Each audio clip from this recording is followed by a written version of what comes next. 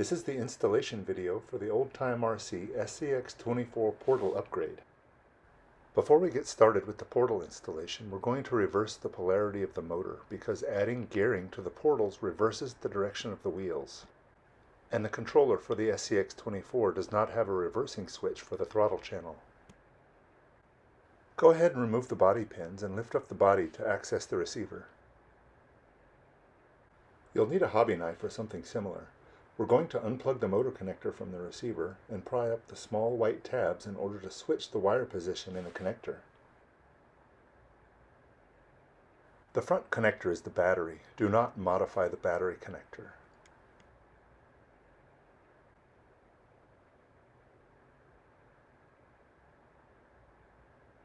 Unplug the motor connector located at the rear of the receiver. Use your hobby knife to gently pry up on the tab securing the red wire. This will release it.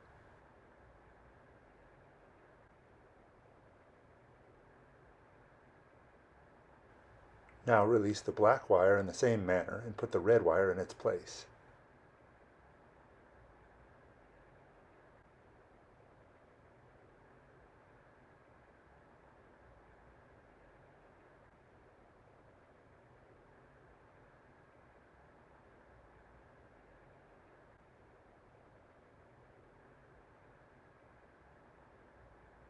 Check to make sure the wires are securely latched back in place by lightly tugging on them.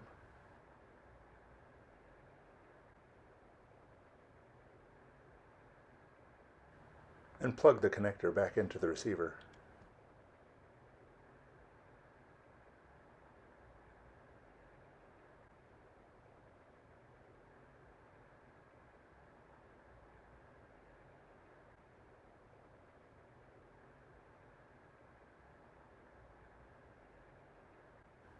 You can test your work by turning the transmitter and model on, and when pulling the trigger in the normal forward direction, the wheels turn in reverse, but the steering still continues to work normally.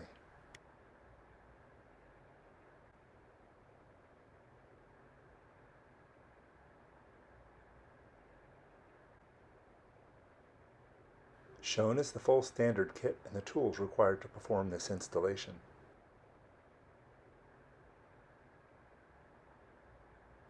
Tool-wise, you'll need a hobby knife to cut apart the plastic portal bodies,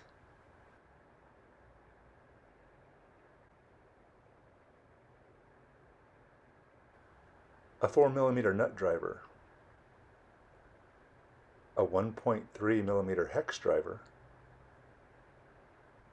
and I'm using a white lithium grease from the auto parts store, but any high-quality grease like Tri-Flow or a hobby store gear lube will be required to lubricate the brass gears during installation and during servicing once a year thereafter. Lastly, a small pair of pliers or tweezers will help in inserting the small pins into the axle holes. Now real quickly identifying the pieces of the kit, you have two rear portal backing plates. These mount to the stock rear axle tubes. Two front steering knuckles.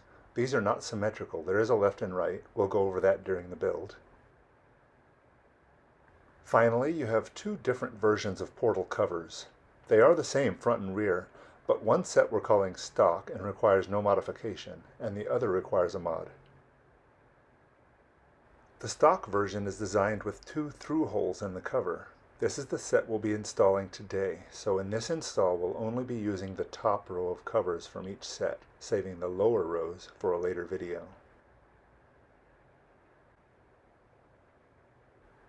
You also got 4 flanged bearings that are installed in the back of the portal covers. They go here and here. You have 4 radial bearings.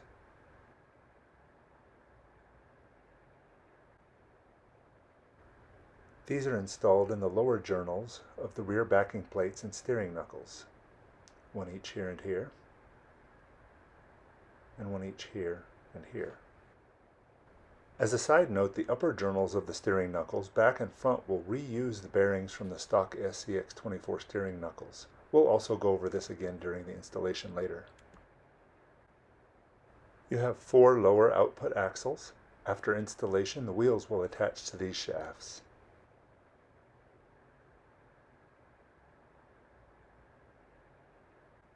You have 8 axle pins, 2 for each of the output shafts just mentioned.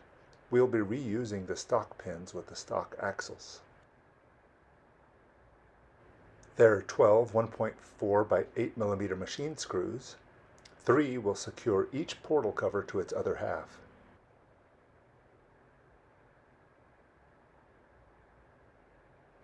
There are 8 total brass gears, 2 per portal. All of the gears are identical, though I may have some upside down here, but each is flat on one side and has a slot milled into the other so that it can slide down over the pin that will be in the shaft, locking it into place.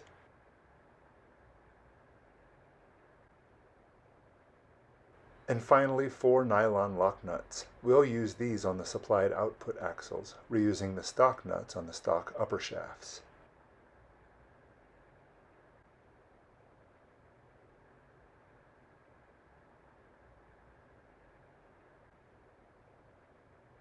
Our patient today is a completely stock SCX24, and we'll be starting with the rear wheel as it has slightly fewer parts to deal with. The concept is the same front and rear. Doing the rear will let you get your feet wet with the simpler of the 2 installations.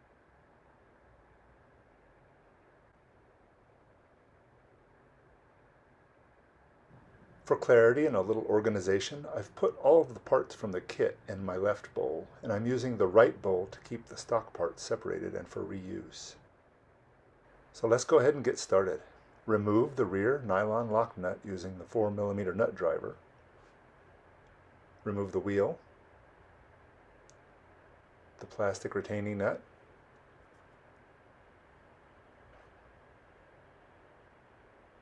and use the pliers to remove the pin from the shaft.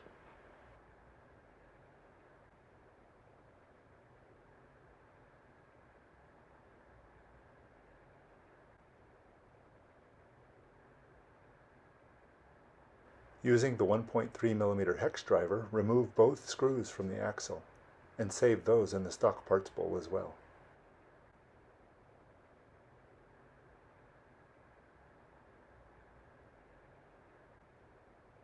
Now we'll mount a rear portal backing plate to the axle.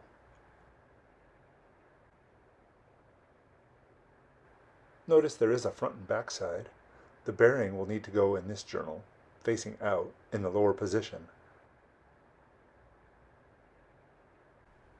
The stock axle will go through the top, smaller hole.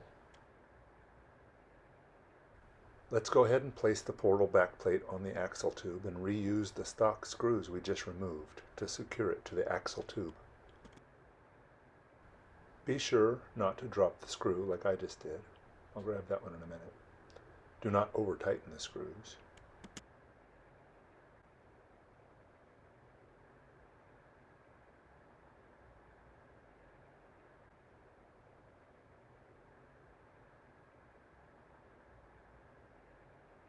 Next, place the radial bearing, not the flange bearing, into the lower bearing journal of the portal backplate we just installed. It's not a tight fit, it will press right in.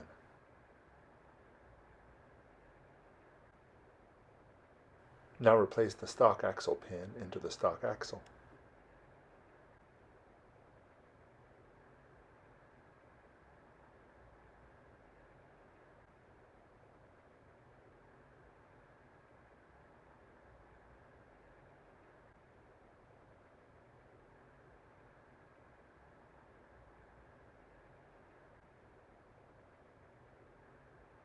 Now we need to prepare a new axle.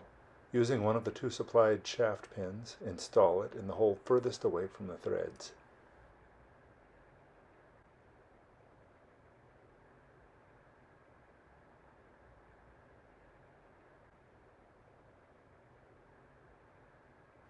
Now we'll install one of the brass gears over the shaft onto the pin.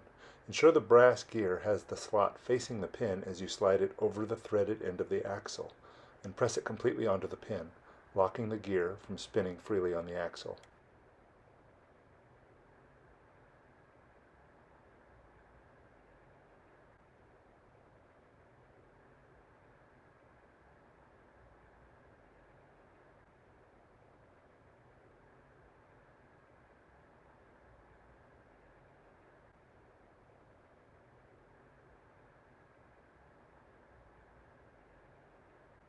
Once the gear is fully seated on the pin, go ahead and put the shaft into the lower bearing. This is where we need to apply some grease. Apply a bead all the way around the lower gear.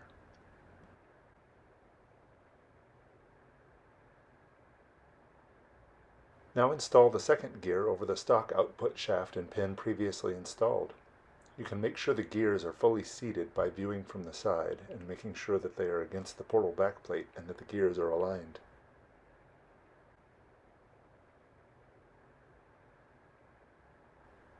Add another bead of grease around the upper gear and pack it with your finger. Using your 4mm nut driver, replace the stock nylon lock nut that originally held on the wheel to the top stock output shaft. The next step is to install the portal cover. We'll start by installing the flanged bearing into the bottom bearing journal from the inside of the portal cover. I'm using the 4mm nut driver to seat the bearing fully. It doesn't take much pressure, but my fingers are too big to press it in by hand. Now fit the cover over the prepared axle assembly and use 3 1.4 by 8mm screws to seal the gearbox. Do not over-tighten these screws. So that's the installed portal. All that's left to do is just install the wheel. But if you did everything right, this is what your rear portal should look like. All that's left to do is take the final supplied axle pin and slide it into the output shaft. Take the stock plastic wheel retaining nut and push it over the shaft pin.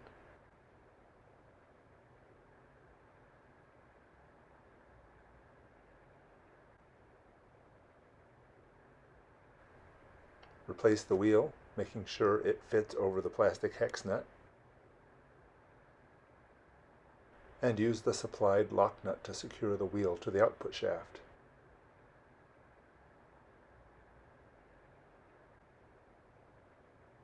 Now, to test your work, you can turn on the model, and if you've already performed step 1, reversing the motor wires, when you pull the trigger in the forward direction, the rear wheel will spin in the correct direction.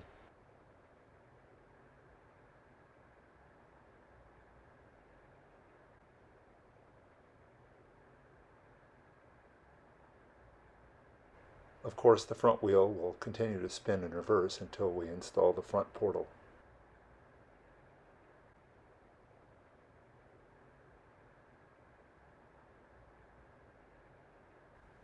I didn't cover this part on the rear portal installation, 1 because I'd already separated the parts, but 2 because it's a little more obvious on the rears. But on the fronts, you'll need to separate the steering knuckles from the mold supports at the ends of both rectangular supports. Here's a properly separated steering knuckle. You can use sandpaper to clean up the cuts a little, as it will show, but it's not necessary to install properly.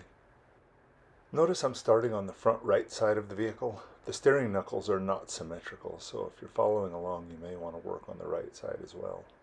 Just as with the rear, begin by removing the front wheel and saving the stock nylon lock nut in the stock parts bowl.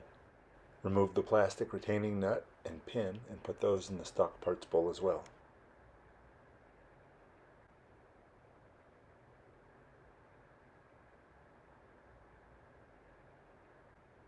Now we need to remove the entire stock steering knuckle. There's a screw in the top, the bottom, and then you need to remove the ball joint screw from the steering linkage.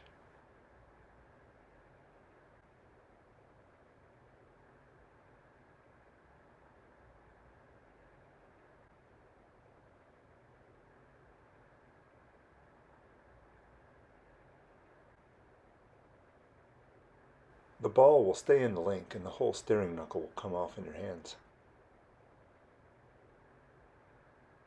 We'll need to reuse the shaft and bearings from the stock steering knuckle, so go ahead and remove the shaft and the bearing on it and save it in the stock parts bowl.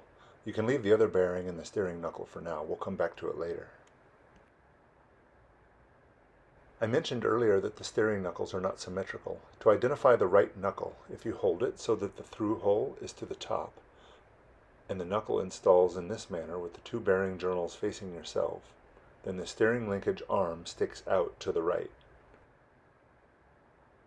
As I said, you're also going to need to reuse the dog bone receiver axle and bearings from the original steering knuckle. So when you took out the dog bone axle, you should have left the bearing on the shaft. You can now take that small assembly and just insert it into the portal steering knuckle from the inside. It just presses in. Now we need to get that second bearing from the original steering knuckle. It should easily pop out using our hex or nut driver.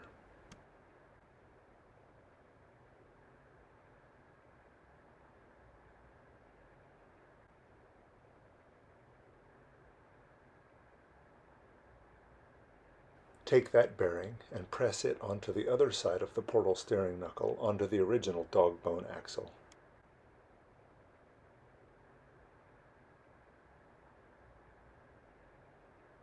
So now this assembly is ready to install. If you've never had your SCX24 apart before, you'll need to make sure that the slot in the axle receiver is lined up to the dog bone shaft. You can see here that the dog bone is lined up going along the 2 o'clock to 8 o'clock axis. Once the steering knuckle is in position, you'll use the original screws you removed from the stock steering knuckle to secure the portal steering knuckle to the vehicle. Don't screw them in too tightly. You want the knuckle to still move freely left to right.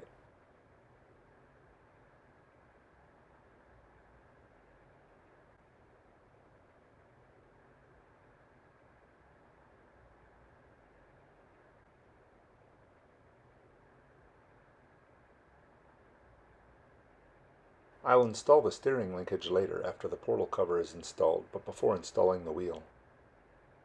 The next step is to install the stock pin back in the stock dog bone receiver axle that we just replaced. Use your pliers or tweezers to center the pin in the shaft.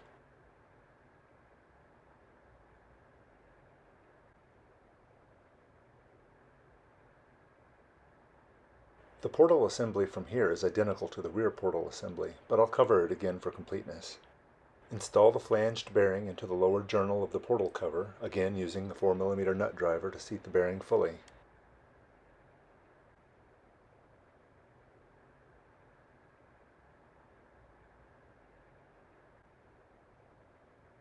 Press the supplied radial bearing into the lower journal of the steering knuckle.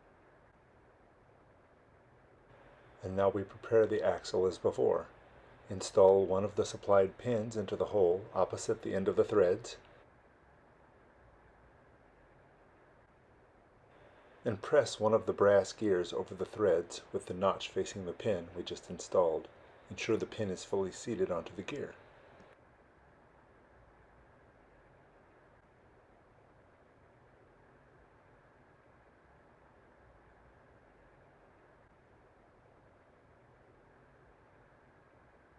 Place the prepared shaft into the lower bearing. And now the upper gear can be installed onto the stock dog bone output shaft.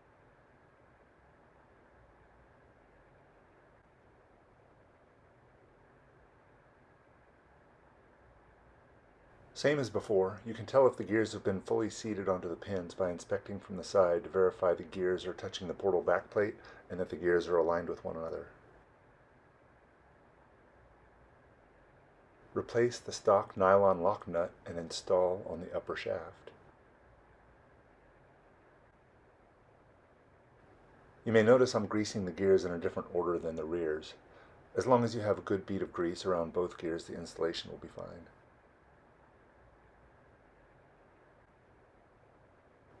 Fit the portal cover with the flange bearing already installed from the previous step.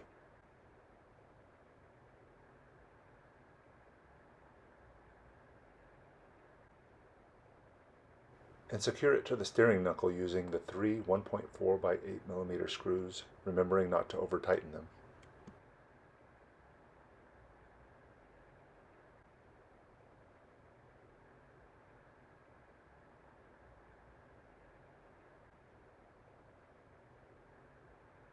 Now you can replace the steering linkage arm. You may have to apply a little pressure to the ball as the screw is cutting the threads into the steering arm.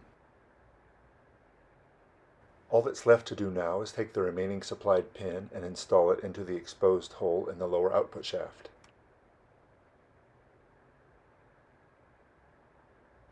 Slide the stock plastic wheel retaining nut over the pin.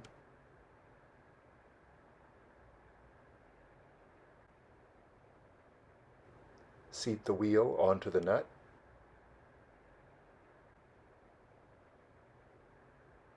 And the supplied nylon lock nut secures the wheel to the axle.